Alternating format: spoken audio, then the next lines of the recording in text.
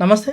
Welcome back to our channel. So, ఇవాళ మనం మాట్లాడుకోబోతున్నాం గత 2, 3 రోజుల నుంచెల్లి సోషల్ మీడియాలో గాని, లేదంటే రాష్ట్రంలో గాని జరుగుతున్న రాజకీయ మార్పుల గురించి. రైట్. మీరు విన్నది నిజమే. అయితే దాదాపు ఏదైతే ఇవాళ అధిష్టానంలో ఉన్నటువంటి కాంగ్రెస్ పార్టీ గాని చాలా వరకు గూడా అంటే ఎన్నికల ముందు చూసుకుంటే గనక దాదాపు 10 ఏళ్ల తర్వాత రాష్ట్రంలో ఇవాళ కాంగ్రెస్ పార్టీ వస్తుంది. తప్పకుండా మంచి మార్పులు తీసుకురాబోతుంది. అదేవిధంగా వాళ్ళు ఏవైతే చేపట్టినటువంటి 6 గ్యారంటీలు ఉన్నాయో, ఈ 6 గ్యారంటీలు గూడా తప్పకుండా ప్రజల్లోకి వెళ్తాయి. మంచి మద్దతొస్తది. మళ్ళీ వచ్చే 5 ఏళ్ల తర్వాత కూడా మళ్ళీ ఎలక్షన్‌లో మళ్ళీ కాంగ్రెస్ వస్తదనే ఒక నినాదంతో, ఒక ఆలోచనతో ముందుకెళ్ళినటువంటి ఈ కాంగ్రెస్ పార్టీ ఇవాళ తెలంగాణ రాష్ట్రంలో కాంగ్రెస్ పార్టీ అంటే నచ్చని వాళ్ళు ఎంతమంది ఉన్నారో తెలియదు గానీ, నచ్చని వాళ్ళే ఎక్కువున్నారని కూడా చెప్పొచ్చు. ఎందుకంటే ఇక్కడ ఇవాళ ప్రభుత్వంది తప్ప, లేదంటే అక్కడ ప్రభుత్వంలో పరిపాలించే నాయకులే తప్ప అని అడిగితే తప్పకుండా ప్రజలను పరిపాలించినటువంటి నాయకులలో ఆలోచన చాలా తప్పున్నదని చెప్పేసి చెప్పొచ్చు. ఎందుకంటే వాళ్ళు ఏవైతే పెట్టినటువంటి పథకాలు గాని, గ్యారెంటీలు గాని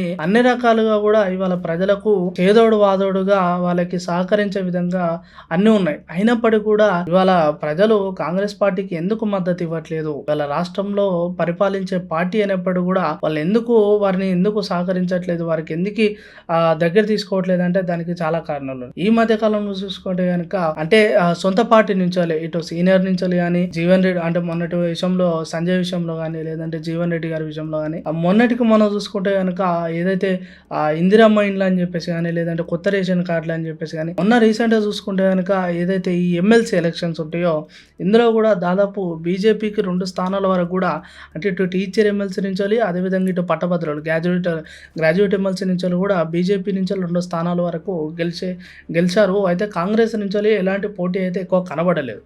అదేవిధంగా ఇటు స్వతంత్ర అభ్యర్థులు ఎవరైతే ఉంటారంటే ఇటు బీఎస్పీ పార్టీ కానీ, లేదంటే అటు స్వతంత్ర కానీ ఈ విషయంలో ఇంకో మనం మాట్లాడుకోవాల్సిన విషయం ఏంటంటే ఇక్కడ బీఆర్ఎస్ పార్టీ ఎక్కడా పోటీ చేయలేదు. ఎందుకంటే వాళ్ళు పోటీ చేయలేదంటే కూడా దానికి చాలా కారణాలు ఉన్నాయని చెప్పేసి కూడా చాలామంది మాట్లాడుకుంటున్నారు ఈ రాజకీయ సంభాషణలో.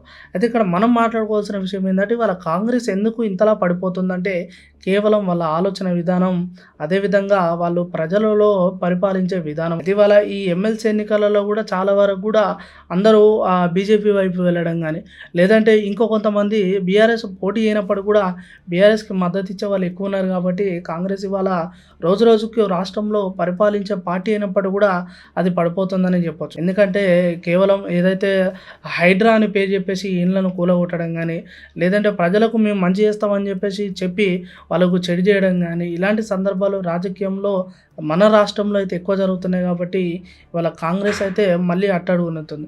అదేవిధంగా ఏదైతే రాజశేఖర్ రెడ్డి గారి హయాంలో స్టార్ట్ చేసినటువంటి ఎస్ఎల్బీసీ ప్రాజెక్ట్ ఏదైతే ఉందో ఆ ప్రాజెక్టు కూడా మళ్ళీ మొన్న రీసెంట్గా వాళ్ళు స్టార్ట్ చేయడం, అదే 4 రోజుల తర్వాత దాదాపు ఒక 2 ఇంజనీర్లు, అదేవిధంగా 4 కార్మికులు అక్కడ ఎస్ఎల్బీసీ టన్నెల్ ప్రాజెక్టు సంబంధించి అక్కడ ఒక వింత ఘటన జరగడం కానీ, ఇలాంటి ఎన్నో సందర్భాలు చూసుకుంటే కనుక కాంగ్రెస్కి పదే పదే ఒక దెబ్బ మీద దెబ్బ అన్నట్టుగా కాంగ్రెస్కి ఏదో ఒక ఇదైతే అవుతుంది. సో దీనివల్ల ఏంటంటే ప్రజలు కూడా ఇంకా కాంగ్రెస్ పైన విరక్తి పడుతున్నారు.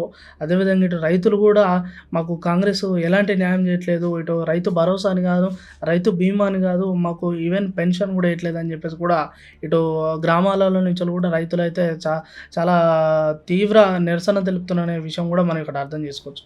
సో మొత్తానికి ఏదేమైనప్పటికీ కూడా దాదాపు కాంగ్రెస్ పార్టీ వచ్చిన ఈ ఏడాది సంవత్సరంన్నరలోనే చాలా వరకు కూడా కాంగ్రెస్కి వ్యతిరేకత అనేది వచ్చింది. మరి రాబోయే 3 ఏళ్లలో కూడా మరి పరిపాలన అనేది ఇదే విధంగా ఉండొచ్చా, లేదంటే శరవేగంగా ఇంకా ఏమైనా మార్పులు జరగవచ్చా? ఒకవేళ ఈ మార్పులు జరిగితే ప్రజలు మళ్ళీ ఏ విధంగా వారికి రియాక్ట్ అవుతారనే విషయాన్ని కూడా మనం తప్పకుండా ఇక్కడ అబ్జర్వ్ చేయాల్సిన అవసరం ఉంది. ఎందుకంటే ఇవాళ ఉన్నట్టు రేపు ఉండదు, రేపు ఉన్నట్టు ఎల్లుండి ఉండదు. కాబట్టి రోజు మారుతుంది. అదేవిధంగా పార్టీలో కూడా కొన్ని చర్యలు ఏమైనా మారొచ్చా అనే అవకాశాలు కూడా చాలామంది చాలా రకాలు మాట్లాడుకుంటున్నారు. అయితే ఇదే విషయంలో దృష్టి పెట్టుకొని కూడా వచ్చే 5 ఏళ్ళ ఏదైతే ఇప్పుడు సర్పంచ్ ఎలక్షన్స్ కానీ, లేదంటే మళ్ళీ వచ్చే 5 ఏళ్లకు అసెంబ్లీ ఎన్నికల్లో తప్పకుండా మరి ఈ కాంగ్రెస్ అసలు ఉంటుందా, లేదంటే బీఆర్ఎస్కి 5 ఏళ్ళు కాకుండా 10 ఏళ్ళ పరిపాలించే అవకాశాలు కూడా ఉన్నాయని చెప్పేసి కూడా చాలామంది చాలా రకాలు మాట్లాడుకుంటున్నారు. బట్ ఏదేమైనప్పుడు కూడా ఇవాళ రాష్ట్రంలో చూసుకుంటే కనుక రాజకీయ పరిస్థితులు అయితే ఈ విధంగా ఉన్నాయి.